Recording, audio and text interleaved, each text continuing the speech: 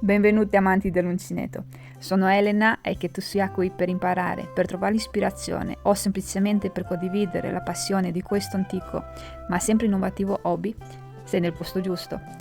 Non dimenticare di iscriverti al canale e ora via al video progetto. In questo tutorial vi farò vedere come si fa questo fiore giallo. In pratica noi andremo a ricamare su un lavoro lavorato all'uncinetto, che è questo qua, ho fatto un quadratino giusto per l'esempio, e andremo a vedere come si fa questo qui e come si fa questo più piccolino, in più anche il gambo della pianta. In pratica, prima di iniziare vi devo dire due cose importanti.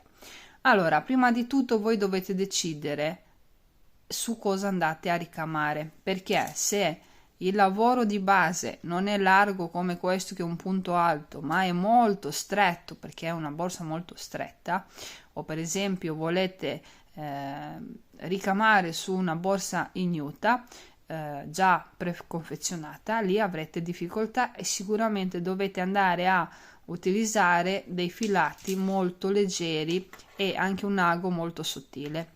Al contrario, se andate a utilizzare come base una borsa lavorata all'uncinetto tipo un punto alto, comunque un punto abbastanza morbido e leggero, potete andare a utilizzare sicuramente un ago molto più spesso e anche dei filati molto più spessi.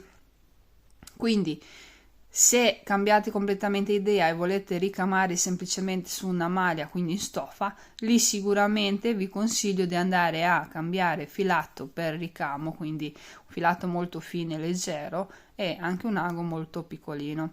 Io vi faccio l'esempio su dei progetti già lavorati all'uncinetto perché è quello il mio tra virgolette lavoro. Ho uncinetto Feri, comunque sono abbastanza leggeri come trame, quindi si passa un po' anche con dei filati un po' speciali, un po' più spessi, un po' più pelosetti eccetera, tipo questo qua è un filato che di solito si lavora dall'8 al numero 10 di uncinetto, quindi vedete che in un trama così aperto si riesce a farlo benissimo. Adesso io prendo il mio quadratino e andiamo a lavorare. Come filati ve li dico, ma tanto non cambia niente perché ognuno di voi può utilizzare quello che ha in casa o può assolutamente andare a comprare qualcosa di specifico. Io metto del cotone per la base, quindi per il gambo del fiore, e metto un misto lana per quanto riguarda il fiore perché il giallo non so dove l'ho messo, non lo trovavo.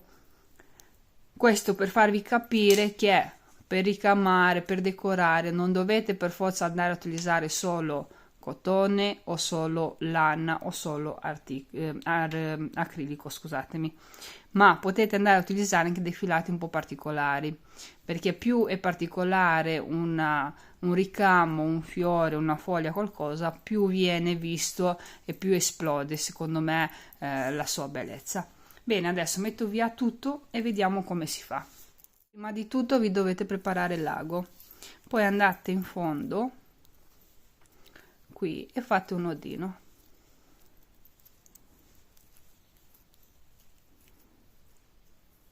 È un modo sicuro per andare a bloccare il filo perché così non c'è rischio che si disfi. Poi tanto un lavoro ricamato poi deve essere per forza foderato perché se no si vede. Entriamo nel lavoro. Prendiamo una costina o quello che volete, poi entrate nel filato e bloccate il tutto. Adesso noi andiamo da questa parte, qui abbiamo bloccato, andate alla base, uscite con l'ago diciamo sul davanti e andate a fare un'asola in questa maniera tenendola qui col dito, poi rientrate lì.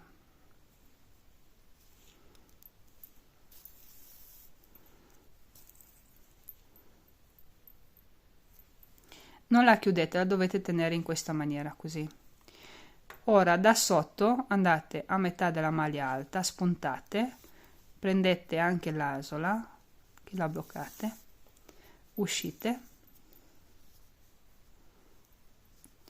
e tenete col dito il filo così non va giù, lo bloccate entrate qui alla base da dove siete uscite e entrate anche nell'asola che si è creata, spuntate alla fine della maglia alta. Potete anche farli così, così bloccate col dito e tirate. Ci sono tante altre brave creatrici che sanno anche i nomi dei punti ricamo, io no, perché come ho detto sono autodidatta. Continuiamo, entriamo quindi alla base. Adesso potete andare dritte oppure potete andare da una parte o dall'altra, dividete voi. Adesso io vado da questa parte, più o meno prendo la stessa distanza, non dovete seguire per forza i punti, andate un po' ad occhio, basta che comunque le asole che andate a creare siano più o meno simili.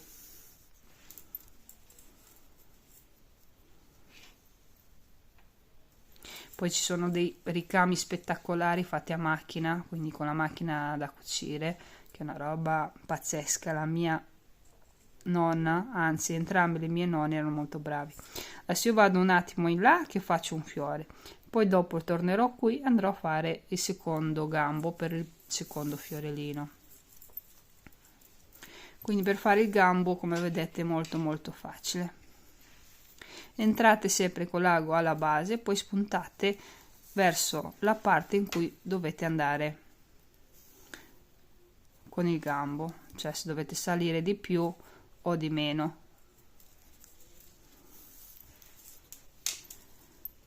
Il bello del ricamo è che non si deve mai tagliare il filo, perché dopo lo utilizziamo passandolo da sotto. A questo punto io ho finito, quindi entro qua, esco e lo blocco. Vedete? L'ho bloccato così. Cosa faccio? Vado giù, cammino nel lavoro in questa maniera e vado semplicemente qui dove mi sono divisa, perché andrò a fare un secondo gambo piccolino per il secondo fiore. Quindi adesso io nascondo questo fino ad arrivare lì.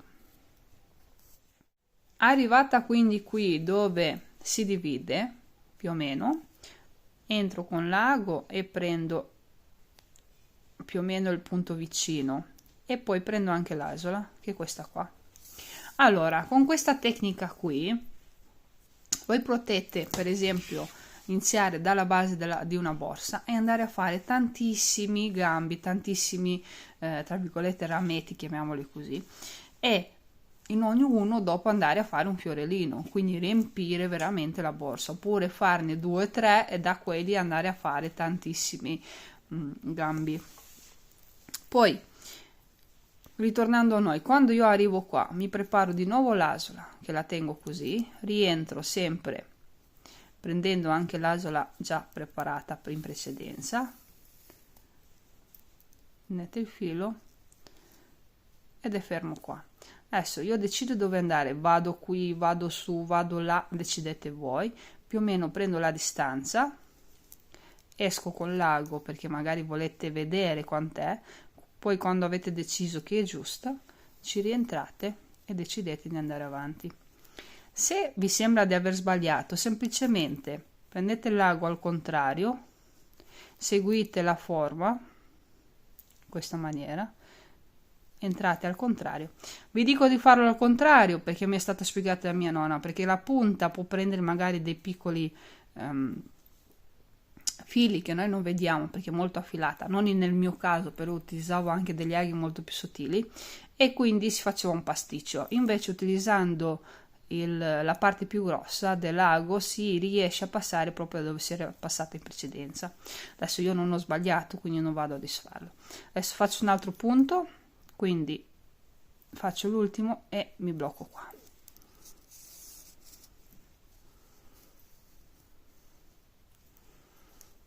Ora che ho finito, entro non dentro, perché se entro dentro mi si apre, mi si disfa, entro sopra di lei, vedete, e lo blocco.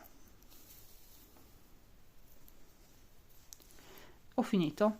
Adesso qui dietro io vi consiglio sempre di fare 2 bei nodini, perché poi non si sa mai, anche se si mette la fodera, ma almeno abbiamo la certezza che non si disfa. Quindi 1 e 2. Oppure un altro metodo, però non in questo caso, è tenere il lago e fare questo passaggio così. Non lo farò perché mi arriva, è un filato molto spesso questo, quindi non lo farò perché non mi piace l'idea di sentire tipo dei boccioli in una borsa o su una maglia. Adesso che è finito, faccio un altro passaggio, tagliamo e abbiamo finito per quanto riguarda i gambi. Vediamo di fare i 2 fiorellini. Sono veramente super facili e super basici, però è giusto che voi sappiate anche come gestirli. Vediamo di fare il primo fiore. Allora, io ho preparato già l'ago con il filato, ci ho messo un bel po', quindi cercate di decidere quanto deve essere grande il fiore, perché se è piccolino ci mettete circa 1,5 metri, 2. Se è lungo metteteci anche di più, così non dovete aggiungerlo in seguito. Allora, anche qui facciamo la stessa cosa, quindi un bel nodino e così l'abbiamo bloccato. Più un filato è spesso, e soprattutto se voi riuscite a lavorare sul lavoro di base, quindi sul trama, più si fa meno fatica e più il fiore è esplosivo e bello. Allora noi decidiamo di fare più o meno un fiorellino così. Allora il gambo non deve andare per forza fino qui in mezzo, basta che si appoggia, perché dopo il fiore ci viene sopra, quindi noi stiamo leggermente sopra, quindi ci mettiamo qua.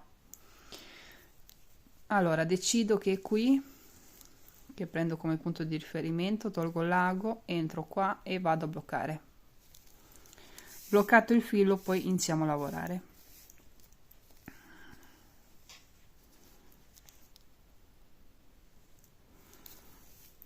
Diciamo che la differenza fondamentalmente tra l'uncinetto e il ricamo è che con il ricamo ci sono tantissimi nodini, invece con l'uncinetto te vai liscia, a meno che non devi cambiare gomitolo.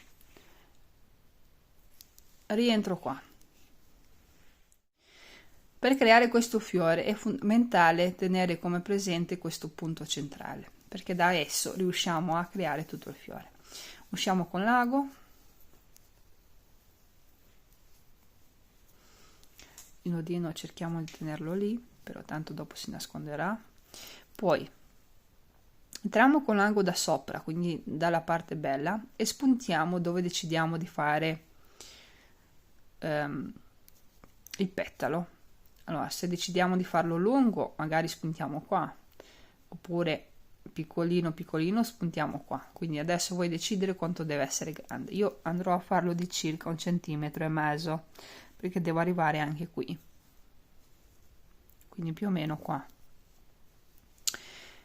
Prendo il filo, lo passo da sotto l'ago, lo tengo così, me lo blocco col dito e tiro piano perché sennò rischiate di fare veramente dei nodi che sono veramente impossibili da disfare, e questo lo so per esperienza, perché quando vado a fare le fodere delle borse mi succede spesso, e lì mi limito a non dire niente.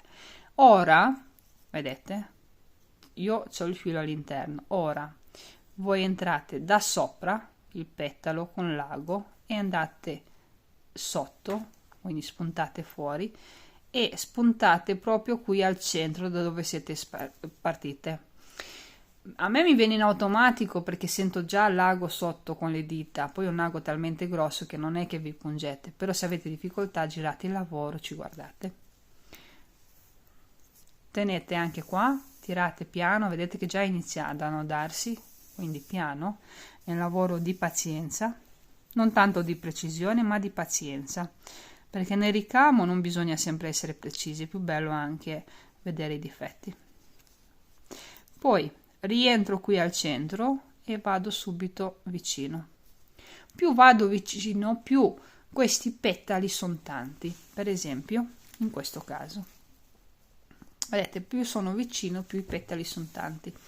Non dovete stringerli, cioè devono essere larghi, non devono essere stretti, tirati, perché dopo non è bello, quindi deve essere un fiore gonfio. Ecco perché vi dico di tenerlo con il dito, perché così non tirate troppo. Entrate qui dove siete usciti e andate da dove siete partite, e così si creano tutti i petali. Quindi riparto dal centro, vado qua, che il fiore deve essere più o meno tondo, prendo il filo, lo metto davanti all'ago, finisco tenendolo qui, premo e tiro piano piano.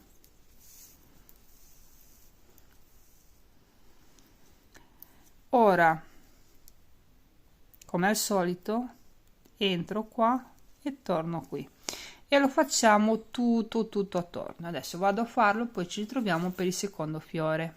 Prima di finirlo ci tengo a dirvi una cosa che magari prima non l'ho detta.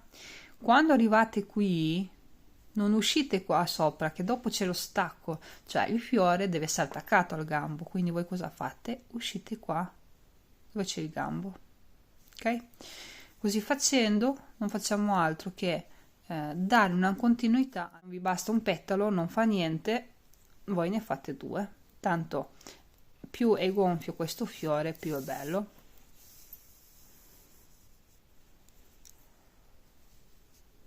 Ne facciamo un altro a fianco